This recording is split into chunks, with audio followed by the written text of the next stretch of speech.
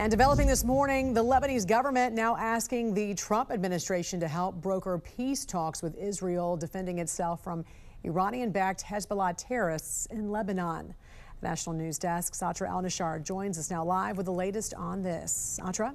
Yeah, Jan, with hundreds of thousands of his people displaced just in the last week and a half or so, the Lebanese president tells world leaders his country is ready to pick up negotiations with Israel in hopes of ending these campaigns of violence, hoping the United States, too, plays a role in mediating.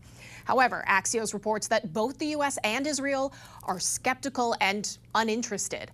Last week, the Lebanese government declared Hezbollah's military activities illegal and announced plans to deport any IRGC members found in Lebanon in a broader effort to crack down on Iranian influence. But so far, there's not been a strong direct effort to deploy the Lebanese military to disarm Hezbollah, though the president of Lebanon says he hopes to see a truce with Israel. And these proposed talks include help for his country's forces to do just that, to disarm Hezbollah.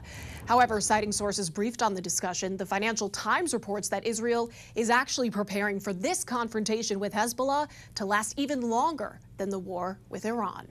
On Capitol Hill, I'm Satra Al-Nashar for the National News Desk, America's News Now. All right, where is Mr. Biden?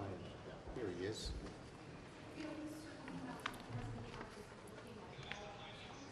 Okay, thank you, everybody, and happy to be joined by Senator Schatz.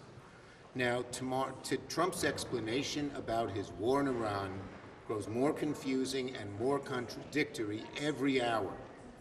Yesterday, hey folks, can we have a little quiet? Trump's explanation about his war, as I say, grows more confusing, more contradictory every hour almost. Yesterday, Trump casually claimed, I think the war is very complete, pretty much.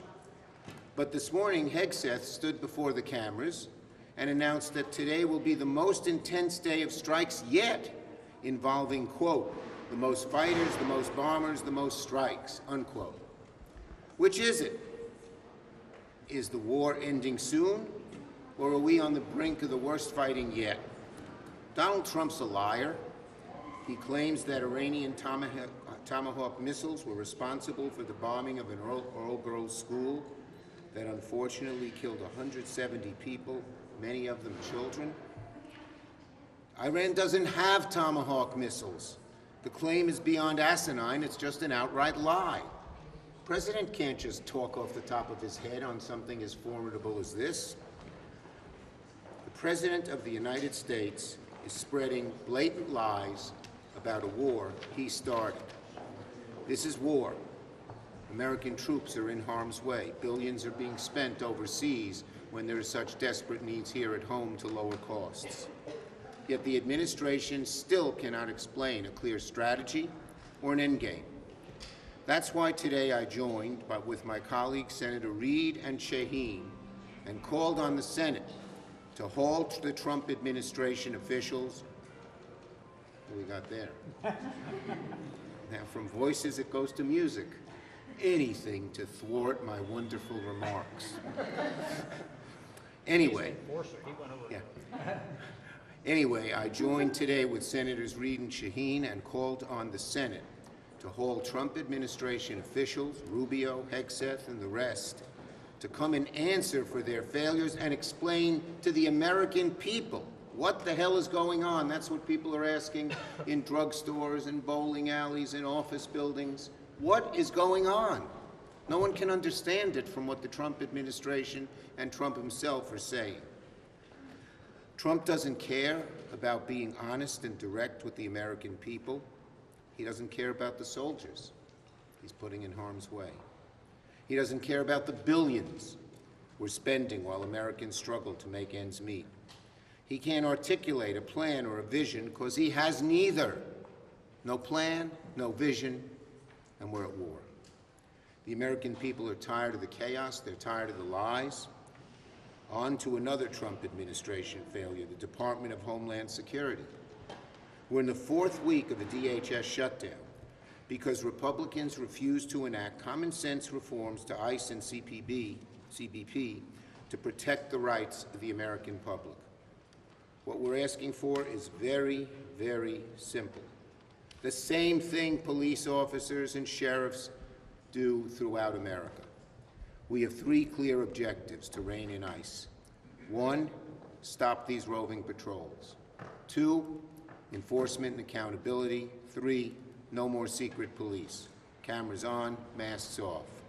They're common sense reforms. The overwhelming majority of Americans back them. They know you don't bust into someone's house without a warrant. They know that police should not have masks.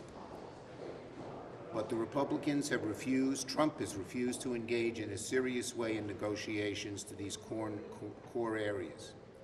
Instead, you see them trying to blame Democrats for long TSA screening lines at the airports. Well, yes, last week, Thursday, we gave them a chance to fund TSA and other DHS agencies last week.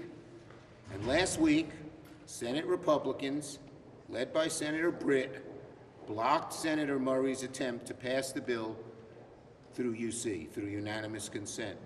It funded the Cybersecurity and Infrastructure Agency, CISA. It funded TSA. It funded FEMA and other important DSA functions. Republicans refused to fund TSA, FEMA, and CISA. And why? To protect ICE, not to protect Americans. It's wrong.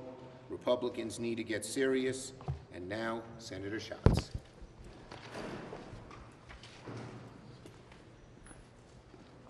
One of the things that surprised me on Monday was the number of Senate Republicans that were not aware that we went to the floor and said, why don't we narrow the scope of our disagreement all the way down to the one agency that we're fighting about? What is the reason for holding TSA hostage? What is the reason for defunding the Coast Guard? What is the reason for defunding FEMA or CISA? And so we went to the floor and said, we are in a deep disagreement, but an ongoing negotiation about ICE and CBP. And so let's narrow it to just that and fund the rest of the government. And it was blocked by Senate Republicans. And so if they would like to open any of these agencies, they should walk onto the floor and offer unanimous consent to open the Coast Guard, to open TSA, to fund FEMA, to fund CISA, and I guarantee you there will not be a Democratic objector. It is the Republicans that are blocking the reopening of these critical agencies. It is true that we are still far apart on the question of ICE. It is also true that there is no reason at all to hold TSA or the Coast Guard or FEMA hostage while our negotiations continue. Leader Schumer. The lady in the yellow dress. You've called for public hearings on the Iran war. Are there any negotiations with chairs of the committees to get public hearings on any of these issues? And what are you prepared to give in order to get hearings? Our chairs have asked for these hearings, but it's not just our chairs. It's not just Shaheen and Reid and Schumer. The American people want it. You're going to war and you can't even tell the American people what you're doing. You can't face questions, serious questions, that make you, that force you to think this through, which they obviously aren't doing. So of course we should have it. Of course, yes. Schumer told us that they have offered to sit down with Democrats and the White House, and that Democrats said no. Okay, that's a lot of bull. Ask Patty Murray. It's a lot of bull. And second, we are constantly in communication with the White House. It's not that there's a lack of means of communication. We're sending things back and forth. It's a substantive problem. The White House will not budge on things that Americans want, like warrants, like demasking, plain and simple. So to put up this subterfuge, oh, it's the means of communication, bull. Ask Patty what happened. Leader Schumer. Yes. Thanks. Liam Cosgrove with Zero Hedge. 31 of your Democrat colleagues signed a letter regarding the Philadelphia American citizen who was murdered in the West Bank by Israelis. This is the 9th since 2022 murdered there. Why did you not sign that letter? I will have to. I haven't seen that letter. Leader Schumer. Would you have any? This was a month ago. Leader Schumer, what is your concern about a terrorism strike if DHS is not funded and the risks that poses to the United States? Look, there's plenty of money to fund CISA on its own, But very simply, if the Republicans are concerned about risk, pass, just by unanimous consent, pass what we put on the floor, which would have funded CISA. Easy, plain and simple. So don't ask us, ask them why they blocked it. Leader Schumer, Yes. Thank you. Thank you, Leader Schumer. You recently responded to President Trump's Truth Social post regarding the Save America Act, saying that if he's going to not sign any bills until it's passed, the Senate's going to be in a total gridlock. Can you just explain, isn't this sort of a stab in the back to the American people who 85% of voters support voter ID? Yes, but their bill isn't voter ID, number one. It is about voter registration. It allows ICE to kick tens of millions of people off the rolls, and they don't tell them until Election Day, and you show up and you say, you're not registered anymore, you're not registered here, you're not on the rolls. And they say, I didn't know that. This is a bill that destroys the country, and it is not about showing ID when you show up to vote. It's about the voter registration rolls, destroying them, purging them, not letting people know, and taking the rights in a algorithm put together by ICE, put together by DOJ and Musk. It's an outrage, and that's why so many people don't want to pass it. So if you're Yes. Can you comment on the implications for women, that bill? Because Yes. If If a woman changes her name and you want to go first to go register again, once you're kicked off the rolls and you have no way of knowing, only 5% of people register in person, you need a passport or your original birth certificate.